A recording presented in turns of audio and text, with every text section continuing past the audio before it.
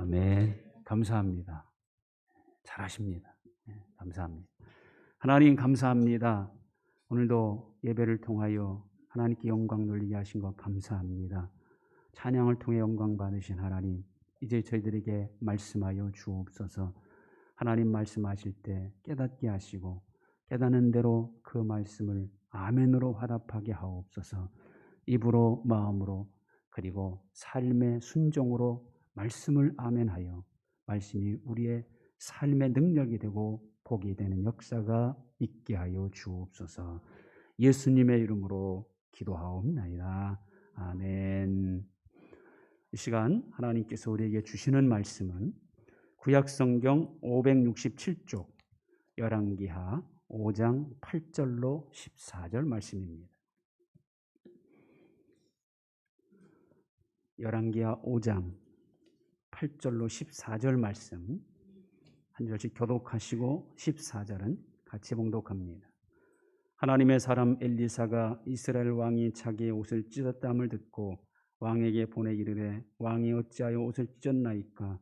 그 사람을 내게로 오게 하소서. 그가 이스라엘 중에 선지자가 있는 줄을 알리이다 하니라.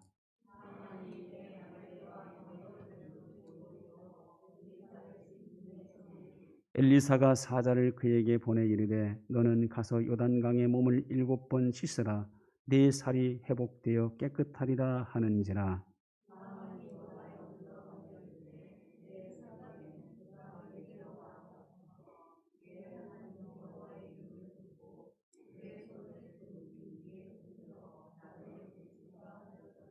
다메섹강 아바나와 바르발은 이스라엘 모든 강물보다 낫지 아니하니야. 내가 거기서 몸을 씻으면 깨끗하게 되지 아니하랴 하고 몸을 돌려 분노하여 떠나니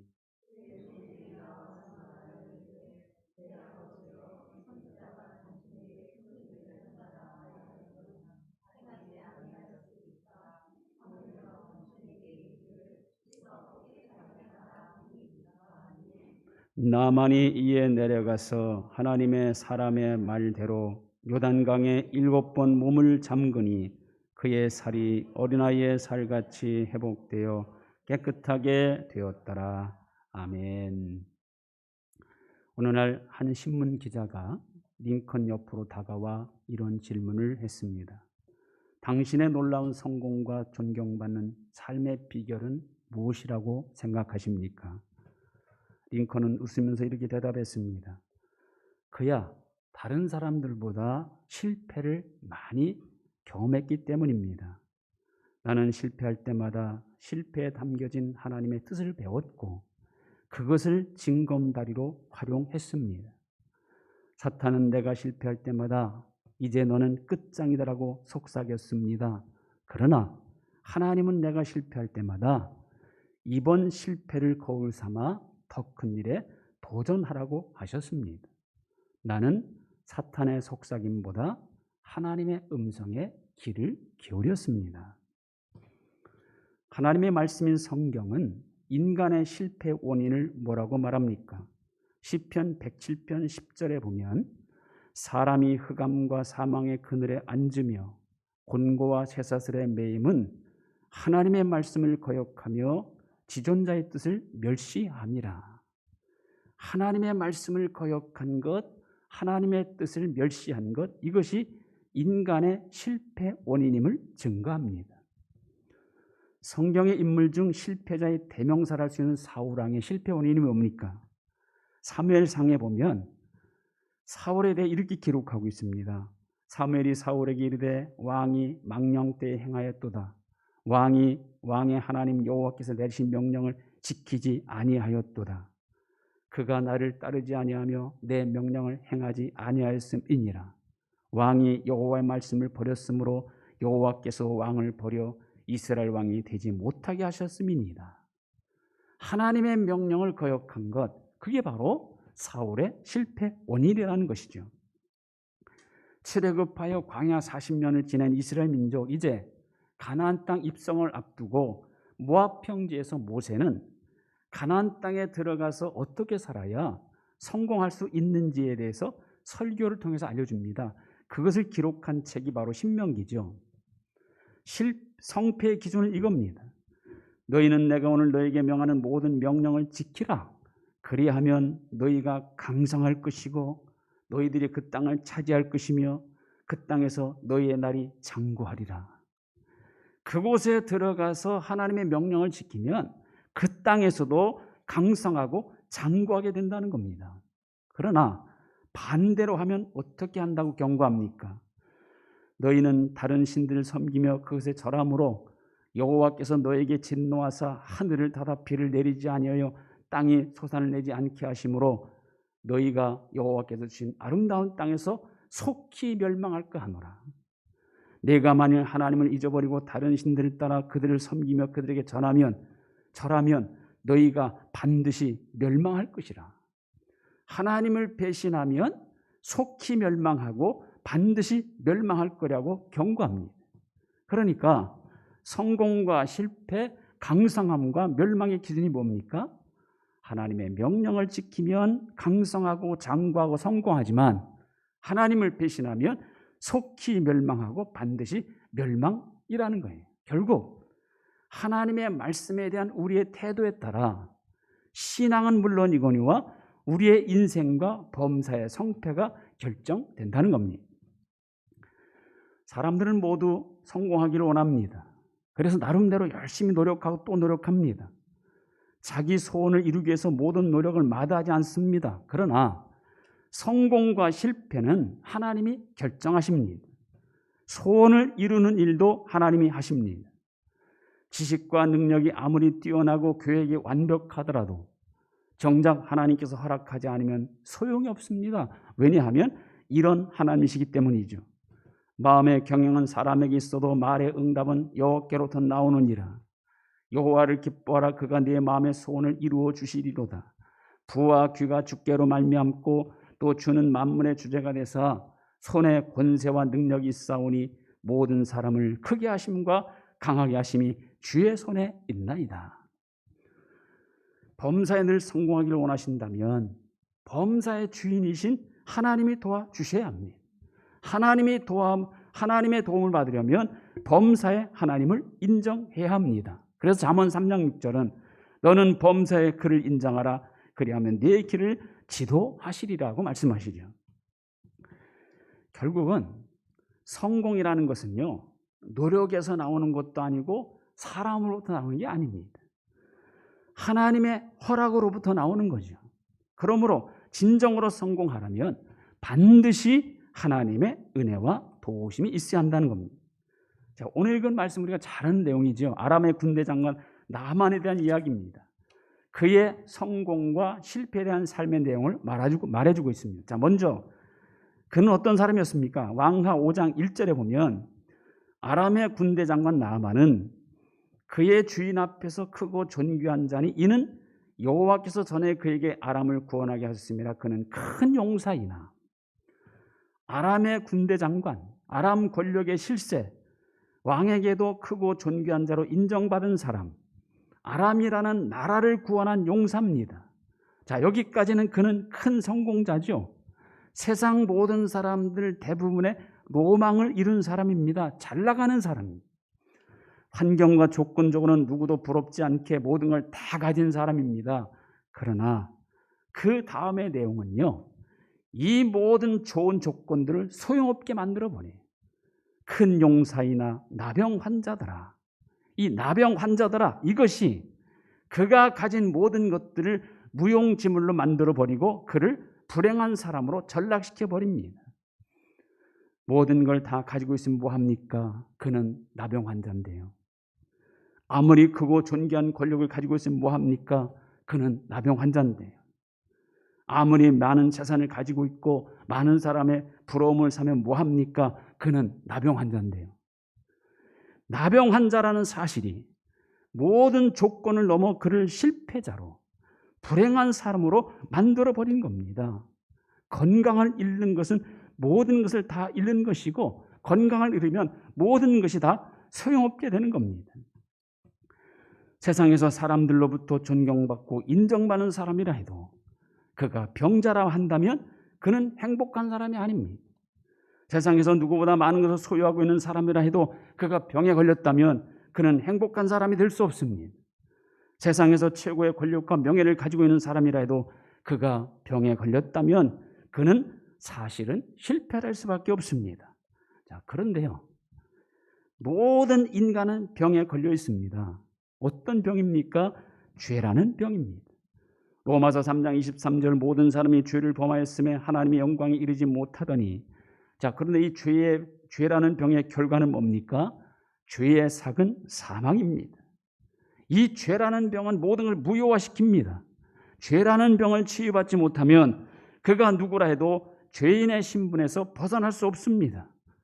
죄인의 신분에서 벗어나지 못한다면 결국은 사망에 이르게 되고 지옥에 떨어지는 불행한 사람이 될 수밖에 없다는 거죠. 죄인이라는 신분을 가지고 살면 모든 것을 다 가지고 있다 해도 결국 실패자로 끝나게 될 겁니다. 죄에서 벗어나야 합니다. 거기에 실패자에서 벗어나 성공자로 나아갈 수 있는 길이 있는 겁니다. 그런데 인간은 어떻게 죄에서 벗어날 수 있습니까? 죄 사함은 피 흘림의 대가로 이루어지는 겁니다. 히브리서 9장 27절 피 흘림이 없은즉 사함도 없으리라. 여기서 우리는 왜 우리 예수님만이 유일한 구원자가 되시는지를 다시 한번 확실히 알 수가 있지요. 예수님 말고는 그 누구도 우리의 죄를 위하여 피 흘려주지 않았습니다. 예수님만이 십자가에서 보혈의 피를 흘려주신 겁니다. 그래서 로마서 8장 2절은 그리스도 예수 안에 있는 생명의 성령의 법이 죄와 사망의 법에서 너를 해방하였음이라고 말씀하고 있는 거죠.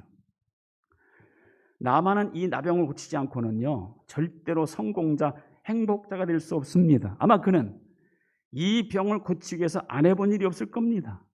백방으로 노력하다가 자기 아내에게 수종되는 한 어린 소녀의 말을 듣게 됩니다. 이 소녀의 말이야말로 나만에게는 복음이었어요. 나병을 고칠 수 있다는 소식은 나만에게 얼마나 반갑고 기쁜 소식이었겠습니까? 열왕기하 5장 2절 전에 아람 사람이 떼를 지어 나가서 이스라엘 땅에서 어린 소녀 하나를 사로잡음에 그가 나만의 아내에게 수종들더니 그의 여주인에게 이르되 우리 주인이 사마리아에 계신 선지자 앞에 계셨으면 좋겠나이다. 그가 그 나병을 고치리이다. 사마리아에 계신 선지자 앞에 계셨으면 이것이 나만의 나병을 고칠 수 있는 방법이에요. 어린 이 소녀의 말을 듣고 나만 어떻게 합니까? 아람 왕에게 이 사마리아에 계신 선지자께 갈 수 있도록 허락을 구하죠.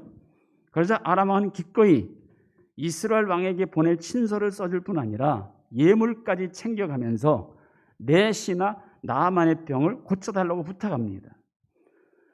물론 지금 이것저것 가릴 상황이 아니기도 했지만 그래도 자기 집에서 종으로 수종되는 어린 소녀의 말을 들은 것이 정말 잘한 일이죠. 얼마든지 무시할 수 있는 말입니다. 그러나 그 말을 듣고 사마리아로 간 것, 그것이 나만의 성공의 시작이 된 거예요.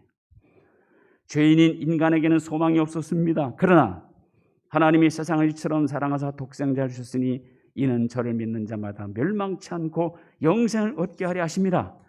이 복음을 듣고 하나님의 아들 예수님을 믿을 때 인간은 죄에서 벗어날 수 있고 소망을 가질 수 있게 된 겁니다.